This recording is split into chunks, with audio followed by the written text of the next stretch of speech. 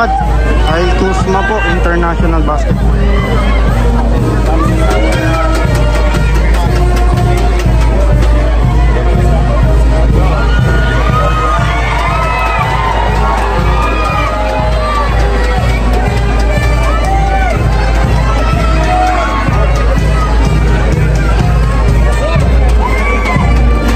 Ano kaya height niyan?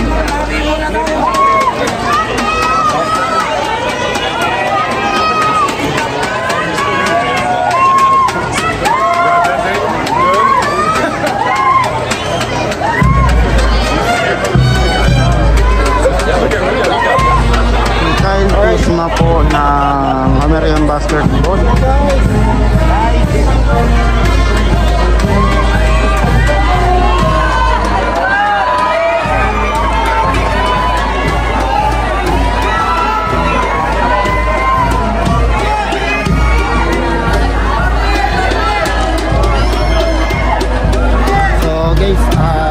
Ito po ay International Basketball po. So, ikot lang tayo para may cover natin sa kabila po. So, isa sa ang pinaka-location natin, Santa Ana. So, tara, takboy natin dito.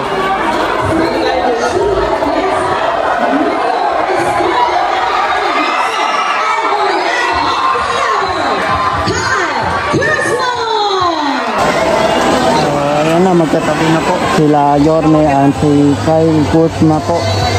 Nandito rin po si Vice Mayor Chief Atienza. So, baka natin yung mga mangyayari. So, bukod doon ay ayan, nakapinta na rin po yung mukha ni Kyle Kuzma po dito.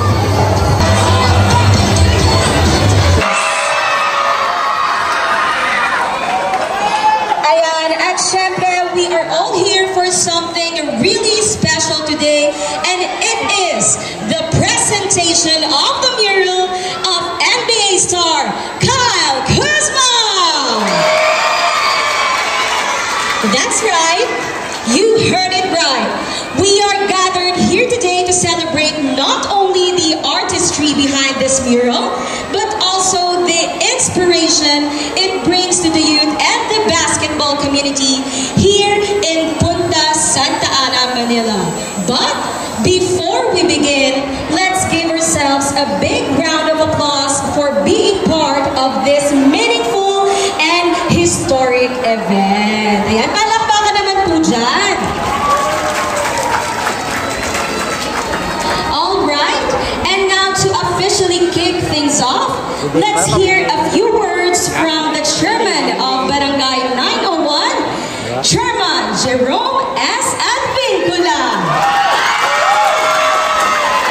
Magandang umaga po, mga minamahal kong kapitbahay sa tenement. The long wait is finally over! 7 taon po natin hinintay ang pagkakataon na to. Nagsimula tayo 2018 sa tulong ng mga kaibigan natin, sina Tino Cordero, sina Macban, na nagpasimula ng basketball court mural sa tenement. Nagsimula tayo with Michael Jordan. We have Kobe Bryant last 2023. We have LeBron James. And just last March, with Luka. And now, with Kuzma himself. I would like to take this opportunity to give my thanks to the people behind the success of this event. First of all, to my good friend, my kumpare, the reason o dahilan bakit meron tayo ngayon programa ngayong umaga. Palakpakan po natin ang anak ng tenement. Palakpakan po natin ang minamahal natin, Maya Carandang. Si Maya po ang dahilan bakit tayo mayroong programa. Sa loob ng 2 linggo, ginawa po niya ang lahat para po mabuo ang programang to sa tulong po ng barangay.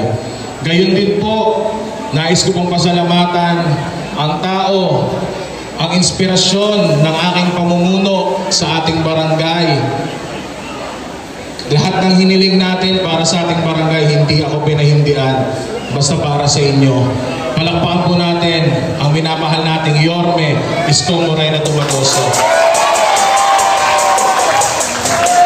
Ganun din po ang mahal na Vice Mayor Chi Atienza, ang DTCA, kasama po ang ating Director, si Ma'am Crystal Bagatching, at iba't ibang department heads, si JT Laino ng Manila Youth Bureau, ang MASCO. Maraming salamat po at Barangay Council, palakpakan po ninyo ang mga kagawad ninyo at SK. Kasama rin po dyan yung ating bumubuo, lahat ng appointed officials ng ating barangay, mula sa street sweeper, lupon, tanod, caretaker ng barangay. Ito pong programang ito ay handog po namin para sa inyong lahat. At syempre, higit po sa lahat, tulad ng sinabi ko at pinapangarap ko noon, sana sa darating na panahon, hindi lang po basketball court ang mapinturahan natin. Pangarap ko po na dumating ang araw, buong tenement ang mapinturahan po natin. Yan po ang dahilan kung bakit po ako nagsusumikap na magkaroon ng mga ganitong programa, makilala at makita ng mga tao na labas sa ating pamayanan kung anong meron na pagkakaisa, pagmamahalan at pagmamalasakitan sa komunidad ng tenement.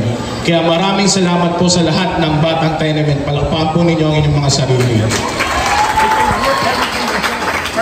Hindi ko na po pakahabain pa. Tulad ng aking mga sinasabi sa aking post, ito pong araw na ito ay hindi po para sa amin, kundi para sa inyo. Bago po ang lahat, palakpakan po natin ang ating panauhing pandangal. Ang dami nating pininta simula noong 2017 pero siya lang po yung tumugon. Sir Kyle, we painted a lot but you're the only one who responded to our request. And thank you very much from our community. Palakpakan po natin Kyle Kuzma and Mr. Carlos Singson of SEM. Muli, maraming salamat. Batang Tenement, mabuhay po kayo, mabuhay ang tenement. Maraming salamat. Bahagi po ito ng sinasabi ni Yorme, sama-sama tayo. Together, let's make Manila great again! Manila, God first! Maraming salamat po.